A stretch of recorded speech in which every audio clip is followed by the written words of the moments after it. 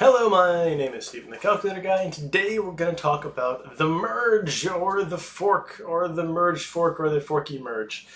I don't know. We're going to talk about ETH 2.0, which is just going to be Ethereum, and how it is switching from proof of work to proof of stake. So basically what's happening is the way transactions are validated right now, the way that transactions get written onto the blockchain, the way that transactions get processed, however you want to conceptualize that, is going to change from being done by mining to being done by stakers. Now, if you've followed my channel for any amount of time, you know what staking is, right? You sort of commit an asset to a protocol, they hold on to your asset, and you get interest for it. That's the same thing with proof of stake effectively.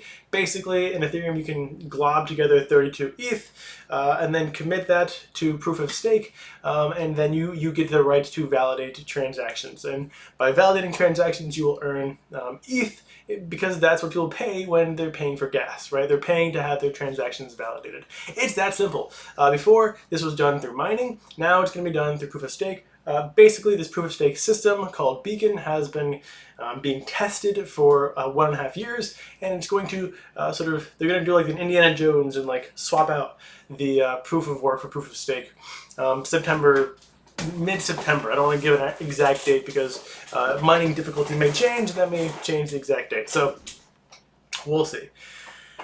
Now that seems pretty straightforward and simple. However, there are two major plays that people are speculating on in order to make money off of this merge. One is on a hard fork, will there be a hard fork, and if so, how to make money off of it? And the other one is on Lido, or staked ETH. And we're going to talk about both. So let's talk about the fork first. So there is a scenario in which ETH proof of work and ETH proof of stake are forked, creating two blockchains, right? Now, ETH proof of stake will just be the Ethereum blockchain. Don't think, oh no, which one's going to survive? It's going to be ETH proof of stake. There's really virtually no question about that. ETH proof of stake is going to be the blockchain moving forward. All of your assets should be on ETH proof of stake. You will interact with this blockchain as you've been doing and shouldn't notice much of a difference. Now, ETH proof of work may continue on for a couple of hours or weeks, or after the merge, but Chainlink has already said they're not going to support ETH proof of work, the Ethereum blockchain proof of work, and so most of the assets are just going to die very, very quickly. But that does mean there will be an instance where the two chains, or the one chain, forks into two, and your assets on Ethereum, which is ETH proof of stake, will also be on ETH proof of work. People think they'll be able to sell their ETH proof of work, Ethereum, ETHW, we'll say, for some sort of profit, some sort of portion of value, as if it were an airdrop. And so many people are buying a bunch of Ethereum to hold in their wallet, and then hedging that Ethereum off chain on some sort of perpetual, in the hopes that when the merge happens, or when the merge and or fork, when it happens, they will be able to sell that ETHW for anything, really, literally anything, and that'll be their profit, and then they'll still have their ETH proof of stake on the Ethereum blockchain. So that's one of the plays. I don't love it. I think there are some risks involved. The odds of you being able to get any assets off of the Ethereum proof of work blockchain is shaky at best. I have seen ETH and ETHW on a few exchanges, so maybe they'll be able to support you bringing your ETHW over. But even on these exchanges, if you look at the value of ETH proof of work, it's already in the double digits. It's as low as it went down to the double digits, and I imagine it's going to continue going down. ETHW should be effectively worthless by the time the merge happens, but it might not be, right? Some people might make money off of it. Who knows? So that is play number one that a lot of people are actually interested in and talking about. I don't find it as compelling, but that's just me, right?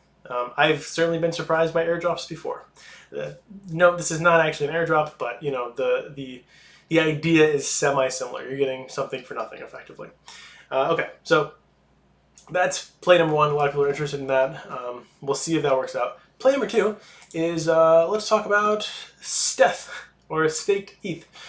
Staked ETH, also known as staked Ethereum, also known as Lido staked Ethereum, is simply the receipt you get for validating with Lido. So you give them your Ethereum, they committed to these chunks of 32 to make validators, and they give you STETH, and in your wallet you get more STETH. I forget what the periods are, it's something like every 12 hours.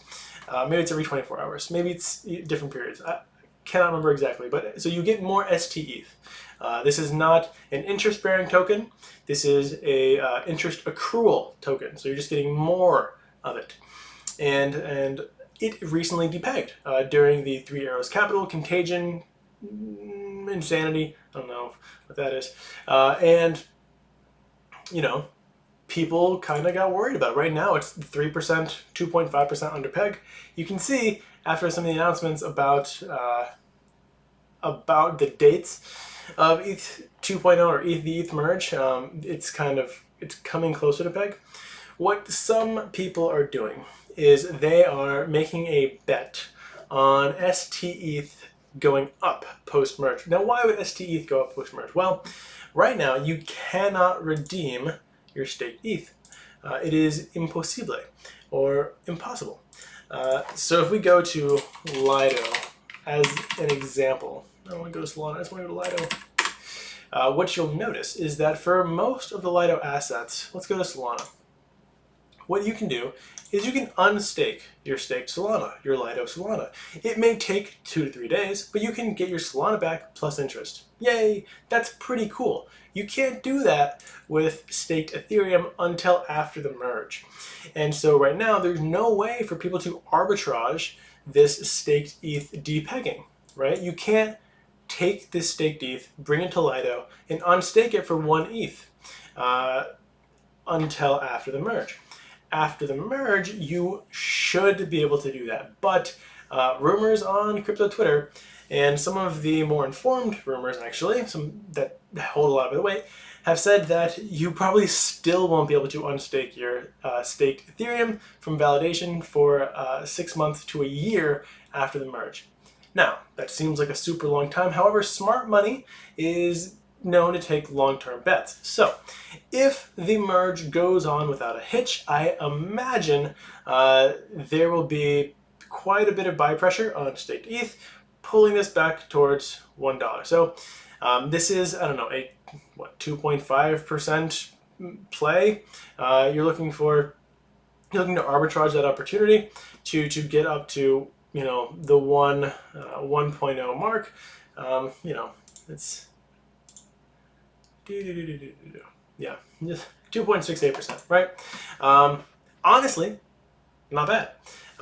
If you're, what is it, a 1 month time frame for 2.72%, that's annualized, that's something like 30% APR, and it's a pretty decent bet. Of course, you know, I don't know how quickly the STETH would go up. I imagine it won't go up to 1 until much closer to the unstaking period, which may be 6 months to a year out.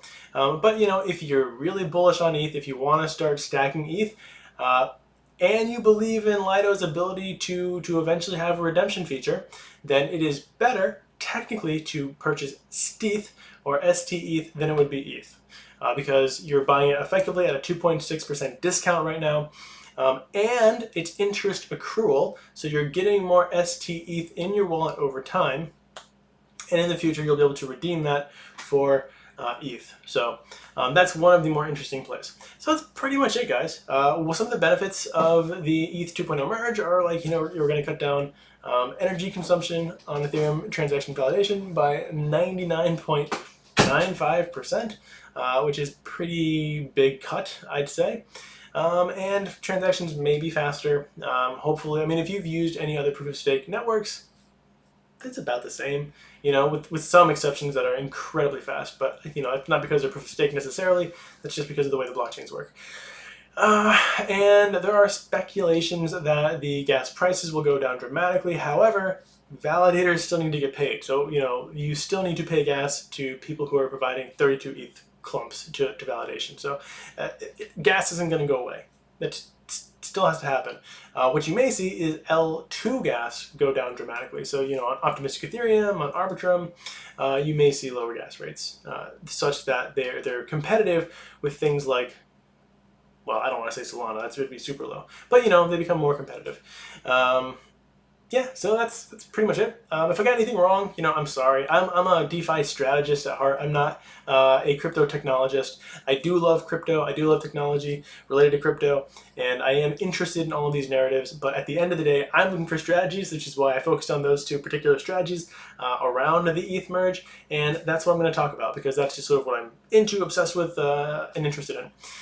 If you want to talk strategy, of course, you guys can join the DeFi dojo. I highly recommend joining the premium section. I do think it is the greatest dojo, DeFi, Discord, and all of DeFi. It's a cool place, and feel free to ask around. I think people who are in that Discord will tell you the truth. So that's it. Forgot to mention, really kind of cool thing happened. A few protocols decided to donate to the Hungry Children Foundation, which is like my favorite charity foundation. It's a guy, Miguel Cruz, and his team that go and they feed hungry, starving, impoverished, destitute people all over Venezuela. And now they're doing like housing and fresh water and wells and things. And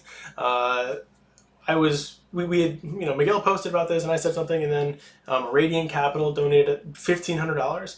And then I don't know if the protocols got jealous, but then Sphere donated an additional sum of money, and then what's the name of the other another protocol which does like derivatives and perpetuals for commodities. I'm gonna get their name because I don't want to leave them out because I appreciate their donation.